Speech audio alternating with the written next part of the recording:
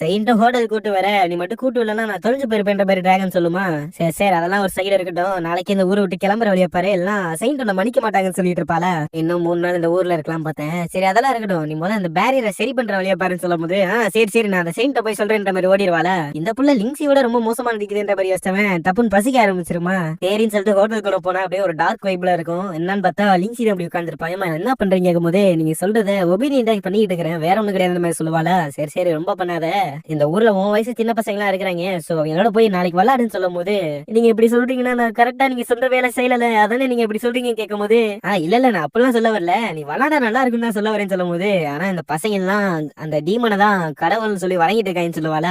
யார் அந்த செயின்டியா சொல்றேன்னு கேட்கும் போது ஆமா அவ்வளவுதான் சொல்றேன். அவன் வந்து வாட்டர் டீமனு. சோ அவளை போய் இவங்க வணங்குறாங்கன்ற போது இவங்க எப்படி நல்ல பீப்புளா இருப்பாங்கன்ற மாதிரி கேட்பாளா. நீ கூட தான் என் கூடயே சுத்திக்கிட்டு என்னையே இது பண்ணிட்டு இருக்கிற. சோ அதனால நீ மத்த பீப்புள் எல்லாம் எதுவும் குறை சொல்லக்கூடாது. அது மட்டும் இல்லாம அந்த செயின்ட் நீ பாத்துன்ற போது அவளை நீ எப்பெல்லாம் சொல்லக்கூடாதுன்ற மாதிரி சொல்லுவானா.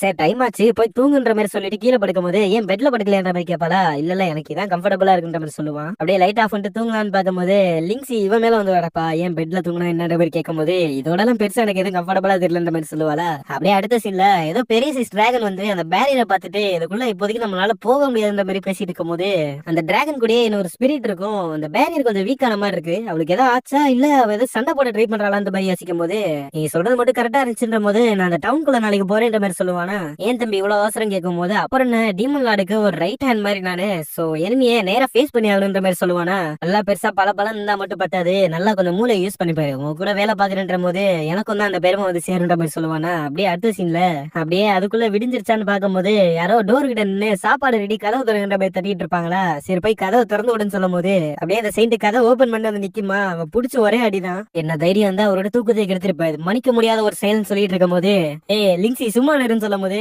இந்த ஹோட்டலுக்கு வரவங்க எல்லாம் கொஞ்சம் தின்ஸா தான் இருக்கிறீங்க.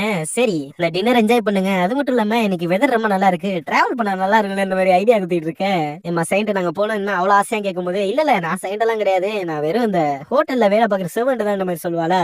இந்த பொண்ணு என்னென்னமோ சொல்லி எல்லாம் மனுப்ப பாக்குது. ஆனா லிங்ஸி அவளை அடிக்கும் போதே தண்ணி எதுக்குறாங்க நான் பார்த்தேன். அது மட்டும் இல்லாம அவ சைஸ் அதனால குட்டி ஆயிடுச்சுன்ற மாதிரி சொல்லும் போது என்னங்க உங்களுக்கு சாப்பாடு வச்சிருக்கேன்னு நம்ம சொல்லுவாளா.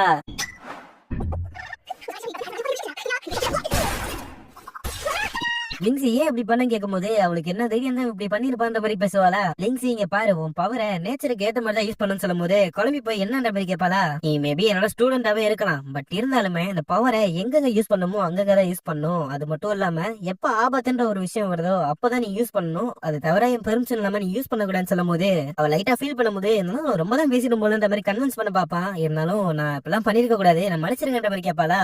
இல்ல இது உன்னோட தப்பெல்லாம் கிடையாது. நீ இன்னும் சின்ன பொண்ணுதான். நீ ஏதாவது தப்பு கூட அந்த ஃபியூச்சர்ல வளரும் போதே கத்துக்கலான்ற மாதிரி சொல்லுவானா.